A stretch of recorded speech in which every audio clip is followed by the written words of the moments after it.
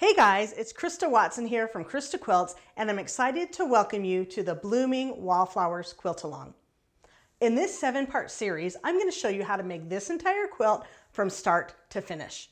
All you need is a copy of the quilt pattern to join the fun.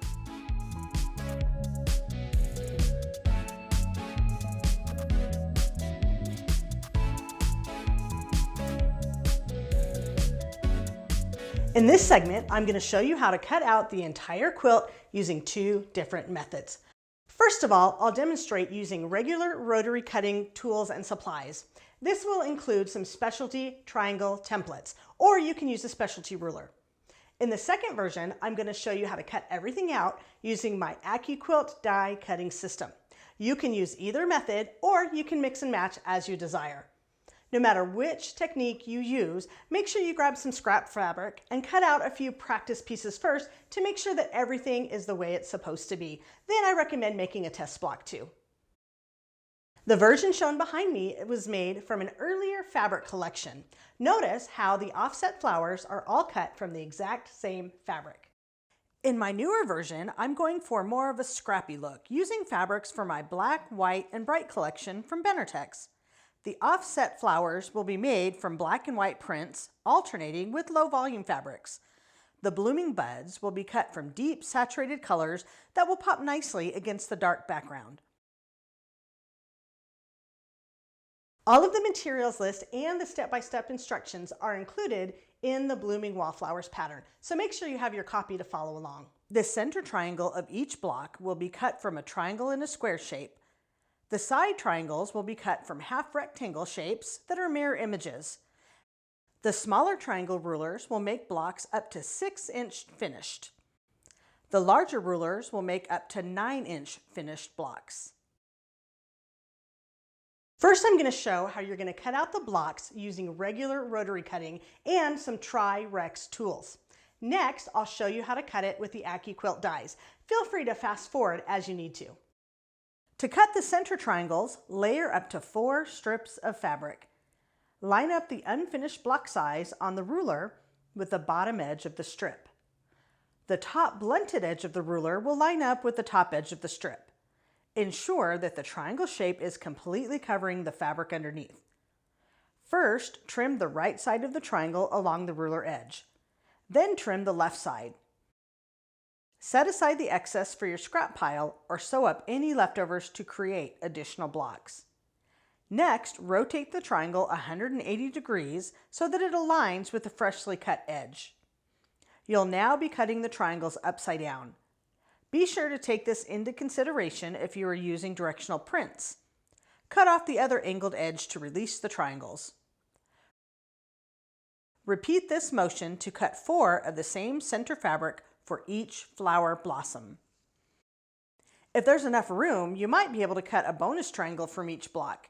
You can use this to make more blocks or piece together the leftovers for another project.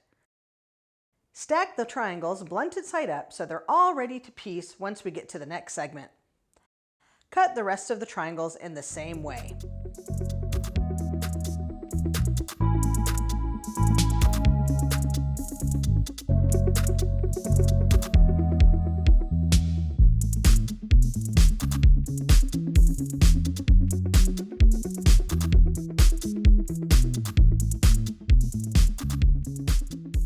Now it's time to cut out the background fabric. Don't worry if you're working with directional prints. The designs will go every which way, and so it's going to add texture and interest to your quilt. It's going to look great, I promise. Fold 1 background strip wrong sides together and up to 4 layers thick to cut the mirror image pairs. Use the long side of the half rectangle ruler to trim off the edges. Next, place the ruler line with the unfinished block size on the bottom of the strip and the blunt edge aligned at the top. Trim the right side of the triangle stack. Rotate the ruler 180 degrees to make the next pair. Continue rotating the tool to cut the entire strip. It's a good idea to count how many pairs you can get per strip. I'll open these up so you can see what the mirror image pairs look like.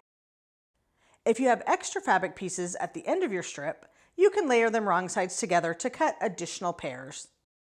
Now it's time to cut the background squares. Cut the strips to the width indicated for your size, and then subcut the strips into squares. Use up the leftover fabric to cut your smaller squares for the corner triangles. Cut these on the diagonal only once so that the shorter sides will be on the straight of grain. Cut the larger squares diagonally twice. These will be for the side setting triangles all the way around the edges of the quilt. Because the long side of the triangles will be on the outside edges of the quilt, we want to cut them in such a way that they will always be on the straight of grain. Refer to the Blooming Wallflowers quilt pattern for the size and number of pieces to cut. Finally, cut out your binding strips. I used to cut mine 2 1/4 inches wide, but now I prefer to cut them just 2 inches wide so that they finish 1/4 inch wide on front and back. Now that I've shown you how to cut out this quilt using regular rotary cutting methods, let's try it out with some die cutting shapes. For a list of the specific dies I'm using, make sure you refer to the quilt pattern. So now let's chat for a second about cutting with the dies. The manufacturer recommends that you want to cut out your strips a little bit wider than what you would cut if you were doing regular rotary cutting, but that's okay. I have accounted for this in the pattern, so all you have to do is follow the step-by-step so you know how big to cut the pieces. Now, there's 2 things out there. You can either waste time or you can waste fabric. I don't mind using a little bit extra fabric to get really accurate results. The manufacturer also recommends cutting along the lengthwise grain of fabric parallel to the selvage whenever possible. Now the key word here is whenever possible. I've taken this into account, and where it makes sense to do so, I have done exactly this. However, some pieces work better if you cut them width of fabric, which is the traditional way you're used to. So when it comes to cutting width of fabric, you'll cut out strips and you'll run those through the machine and you'll have no problems assembling the quilt. So now let's get on with the die cutting. I'm using the triangle and a square die to cut the center squares. Layer 3 to 6 single layer strips on top of each other, right sides up. Do not fan fold these or you'll waste too much fabric. Make sure that fabric is covering the entire area of the die each time. Roughly cut off the excess to separate the pieces. I'll throw those small scraps away, but I'll hold on to the bigger useful ones.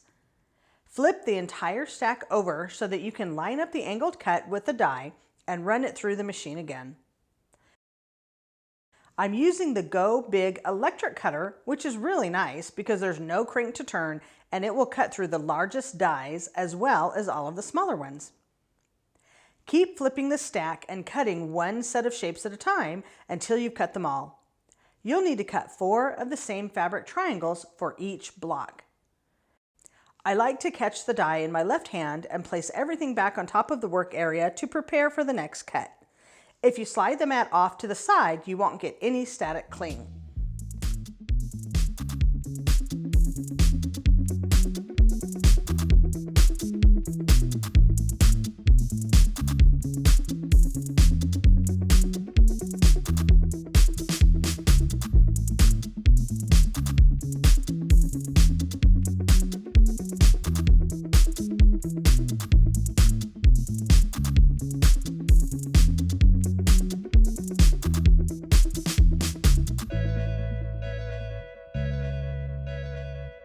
Remember, this triangle is not an equilateral shape.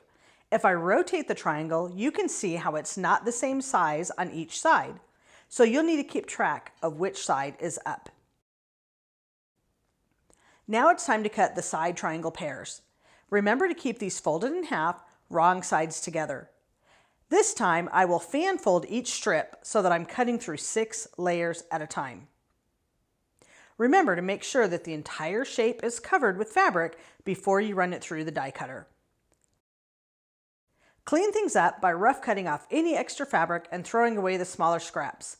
Notice how each triangle pair is a mirror image. Keep going until you've cut out all of the triangle pairs indicated in the pattern. The leftover ends can be layered and run through the machine again to cut additional triangle pairs until you have enough.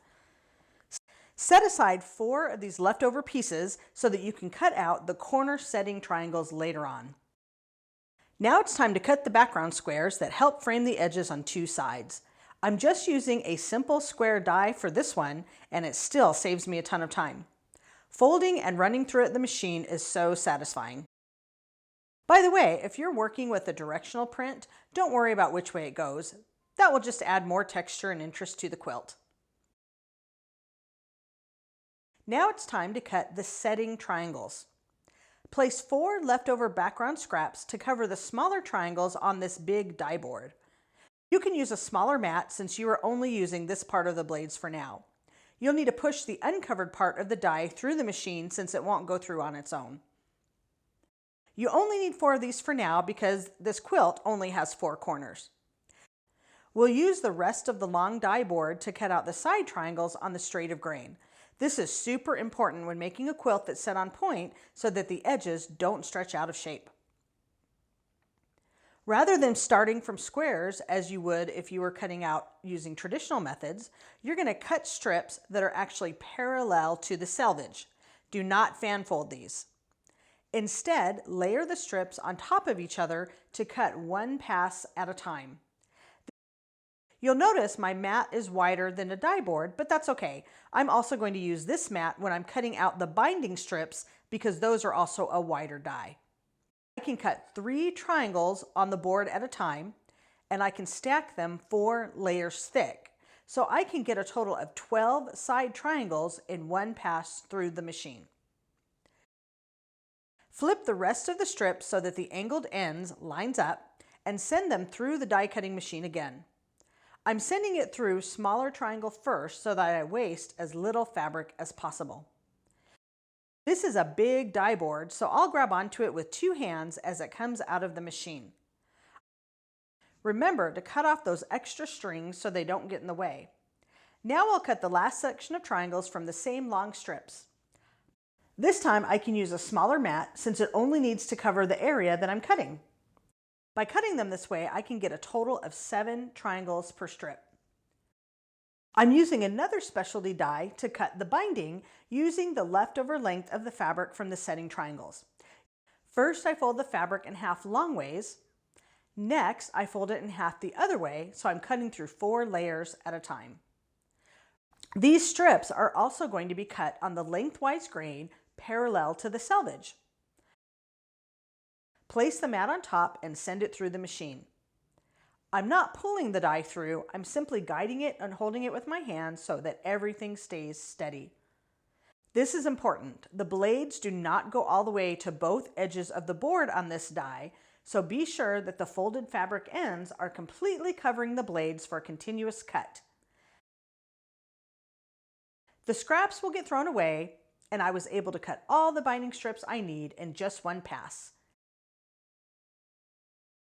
So now all of my pieces are cut and ready to sew. I don't know about you, but I sure had fun cutting them out. Which method do you plan to use? Please leave me a comment and let me know, as well as feeling free to ask me any questions you have. Remember, I'm your cheerleader and I want you to have as much fun making this quilt as I do. Be sure to check out the links in the description box to grab any of the supplies you've seen in this video. See you next time.